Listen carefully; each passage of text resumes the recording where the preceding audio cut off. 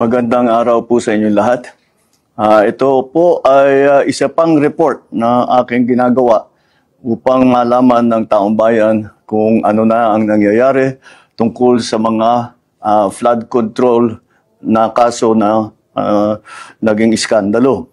At kung paano kung ano ang mga ating nagawa upang mapanagot ang mga may kagagawan nito. Kaya nais kong i-report na ang ombudsman nagpormal ng naghain ng kaso laban kina Saldico at iba pang 17 individual batay sa mga ebidensyang iniakyat ng ICI at saka ng DPWH.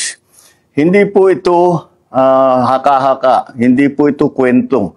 Ito po ay tunay na ebidensya. At ito po, para hindi ko na babasahin, pero makikita naman ninyo sa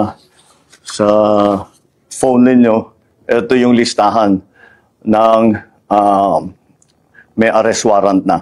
At ang susunod na hakbang, ay wala nang paligoy-ligoy pa, ang ating mga otoridad ay siyempre papatupad na nila itong mga arrest warrant na ito. Aarestuhin na sila.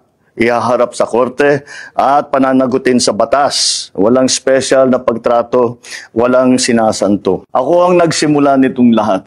Ako ang magtatapos. Kaya't asahan po ninyo na wala pong tigil itong aming ginagawa. At kahit na parang napakatagal ang dumaan na panahon, ako'y nagpapasalamat sa pasensya ng ating mga kababayan. Ngunit nagbunga na ng resulta ang mga pasensya ninyo. Maraming salamat po. Magandang araw po sa inyo.